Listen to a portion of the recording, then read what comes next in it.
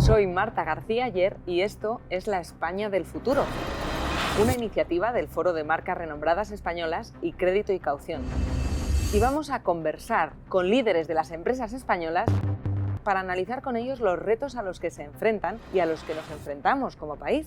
Hablaremos de pasado, presente y futuro. Pues hoy en nuestras conversaciones sobre la España del futuro tenemos a Cristina Forner, que es presidenta de Marqués de Cáceres. Bienvenida, Cristina. Muchas gracias por la invitación, es un placer. Un placer tenerte aquí porque hablamos mucho de las raíces empresariales de la empresa familiar, pero cuando en el mundo del vino hablamos de raíces, no solo es una metáfora, es que hablamos de raíces de verdad. De raíces de verdad, exactamente, y de una historia familiar, porque nuestra bodega es una empresa familiar. ¿Y cómo empieza? Porque eres la tercera generación, pero ¿cuáles son esos orígenes de Marqués de Cáceres, que es una marca tan conocida en España, que yo creo que mucha gente no sabe dónde nace? Un abuelo que tenía un negocio de vinos ahí en Sagunto, inquietudes políticas, bueno, todo esto le valió el exilio a la familia durante la Guerra Civil. Y bueno, mi padre tenía esa ilusión de volver a su país, pues vio que La Rioja tenía un potencial enorme para aportar esa innovación, ¿no? Esa innovación fruto de esa experiencia de la Escuela de Burdeos, y eso fue una revolución, ¿no? Una revolución en la España de los años 70, que estaba viviendo muchas revoluciones también. Entonces sí, España estaba, pues yo diría que probablemente muy preparada para asumir esa evolución, revolución, ese arranque, si bien a nosotros nos costó, porque el negocio del vino es un negocio a largo plazo. Y bueno, pues el paladar español no estaba muy preparado a ese estilo de vinos y tuvimos que buscarnos los mercados en la exportación, y de ahí nació, yo diría, un poco esa inquietud, ¿no?, de internacionalización ya en aquel entonces. Cuentas la historia muy apasionante de un abuelo valenciano que se tiene que exiliar a Francia y se pone a hacer vinos en una tierra que no es la suya. Y luego un padre, hombre, nacido en España, pero francés a todos los efectos de formación, que va a La Rioja a hacer vino en Rioja. Hace falta, bueno, afrontar los desafíos con mucha valentía, ¿no? Sí, son desafíos, y también esto nos demuestra que el vino es cultura y la cultura no tiene fronteras. Y yo pienso que ha sido parte también de esa vocación, esa voluntad de salir adelante y de hacer que los proyectos que nos proponíamos pues tengan gran aceptación. Era un riesgo también que una parisina como tú de repente aterrizara en Logroño. Ese gran shock de juventud, ¿cómo lo recuerdas?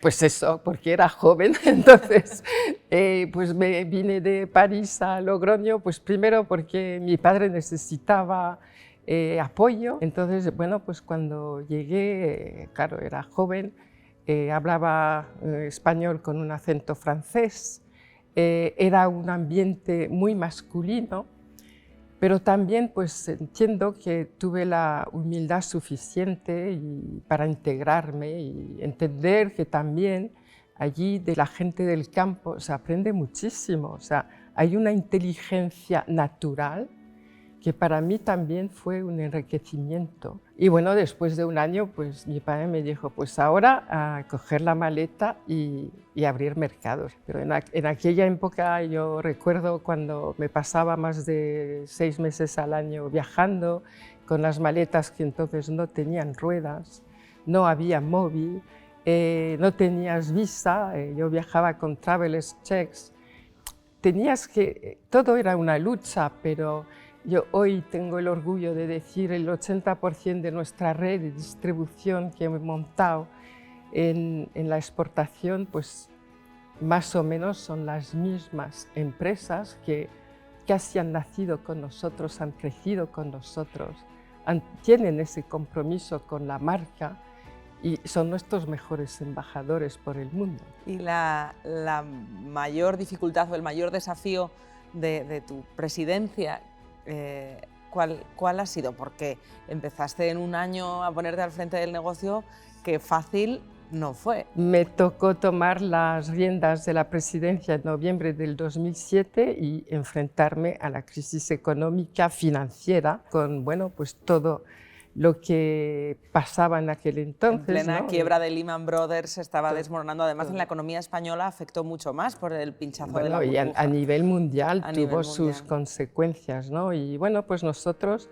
yo tengo que decir que pues, me apoyó mucho el equipo, pues hemos pensado que aquello era la ocasión de aprovechar las oportunidades. Hemos definido un plan de expansión porque pensamos que era el momento, ¿no? de poder acometer esa vocación de calidad que teníamos y donde pues llevamos unos proyectos de innovación, de I+D, y bueno, pues tratamos de diferenciarnos, ¿no? En el mundo del vino, que si bien está globalizado, también tiene esa oportunidad, ¿no? De ofrecer vinos diferentes y que cumplan con expectativas, yo diría, diferentes y complementarias del consumidor. Y esto ha sido nuestro trabajo de 10 años, que a veces cuando miro hacia atrás digo, bueno... ¿Y qué 10 años convulsos entre la crisis financiera, bueno, luego la sanitaria, la guerra, la energética, y ahora pues parece que una vez más se tambalea, ¿no? El sector bancario, pero yo diría que el empresario va a tener que acostumbrarse a esas incertidumbres, quizás mucho más frecuentes de lo que eran antes. Antes había generaciones que perduraban porque, bueno, pues estaba esta rutina, porque había un negocio muy afianzado. Hoy día todo puede ser muy volátil. Claro, porque el vino se asocia a la tradición, a la perdurabilidad, a la estabilidad, y en un mundo tan convulso y lleno de incertidumbres como este, ¿hace falta cambiar mucho la manera de gestionar un negocio o al final el vino y los viñedos son lo de siempre? Bueno, el vino nos ayuda mucho a seguir teniendo fe, y hay que tener mucha fe porque nosotros, por ejemplo, que elaboramos vinos tintos de crianza y el más joven tiene 4 años y otros tienen más de 7 y 10 años y tenemos añadas antiguas, hay que tener mucha fe hacia el futuro porque llevamos muchos stocks, ¿no? Entonces, el vino, yo siempre he pensado, es cultura, son experiencias, es placer, es también pues, esa oportunidad, ¿no? De disfrutar de la gastronomía, de compartir momentos con la familia, con los amigos. Yo creo que va a perdurar porque es tan social, es tan vital en cierta forma, ¿no? Y tú que conoces tantos países, que has recorrido el mundo entero con Marqués de Cáceres, y que la propia marca está presente en más de 130 países, claro. ¿Qué significa para la marca España el vino? Bueno, yo sí que tengo que decir que muchas veces cuando hablamos de la marca España fuera, no nos damos cuenta del potencial que tenemos. Y yo pienso que España tiene ahí una baza muy importante y todo lo que rodea nuestro estilo de vida tiene muchísima aceptación fuera. Y después, bueno, pues el hecho que estemos en el foro de marcas renombradas, pues sí que podamos también crear esa sinergia con otras grandes marcas que se dedican a otras actividades, todo esto es lo que redunda, ¿no? En ese brillo que España puede conseguir a través del mundo y que de hecho está consiguiendo. ¿Hasta qué punto está afectando al modelo de negocio el cambio climático? En nuestro caso, pues como estamos en La Rioja, Rueda, Ribera del Duero, son viñedos que están a más de 700 metros por encima del nivel del mar, las noches refrescan, entonces hasta ahora conseguimos ese equilibrio, pero nosotros llevamos unos proyectos de I+D, en fin, estamos siempre investigando y llevando también microvinificaciones, porque esta uva hay que vinificarla de forma separada para ver todo lo que da de sí, y todos esos avances nos permiten en parte también lidiar no enfrentarnos de lleno, pero lidiar con la climatología y sus incertidumbres. Pero después otros retos que tenemos es que el consumo del vino, pues por ejemplo en España no crece, y a nivel mundial, pues si tenemos 260 millones de hectolitros de producción, se consumen 236 millones de hectolitros.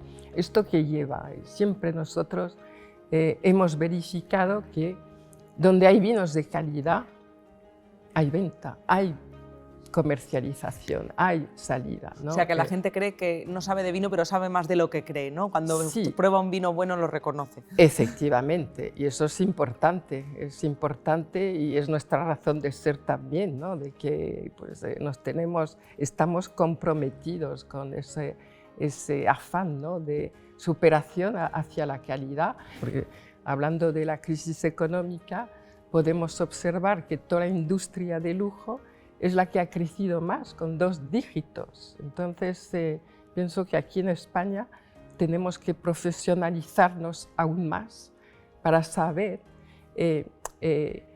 situar nuestra producción en un mercado de lujo, y esto participaría mucho de nuestra imagen como España. También se está haciendo innovación en lo digital, y ahora la inteligencia artificial, que está por todas partes, ¿juega algún papel en la industria del vino? A ver, el mundo del vino ha sido mucho más tradicional, ¿no? Y es verdad que la digitalización a nivel de la comunicación la hemos experimentado a marchas forzadas cuando el COVID, ¿no? Cuando la crisis sanitaria, porque es importante para una marca como la nuestra estar en contacto permanente con nuestros clientes, con el consumidor, con la prensa. Entonces, todos los medios que nos han permitido ese acercamiento los hemos utilizado, pero ya la digitalización no solo sirve para eso, sino también en el control de nuestros viñedos, donde ahora pues, tenemos medición perfecta de los niveles de maduración de diferentes parcelas, lo que nos lleva a poder trabajar con aún más calidad, porque vamos recogiendo la uva en aquellas pequeñas parcelas donde la uva llega a su punto idóneo de maduración,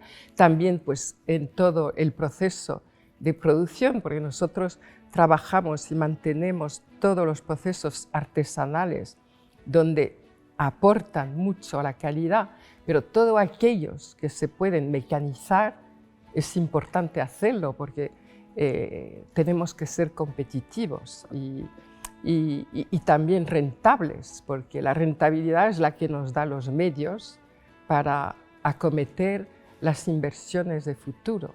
Me encanta que hables de futuro, porque estamos llegando al final y empezábamos hablando de raíces. También para mirar al futuro hay que tener muy presentes las raíces, ¿no? Que es lo que sostiene todo.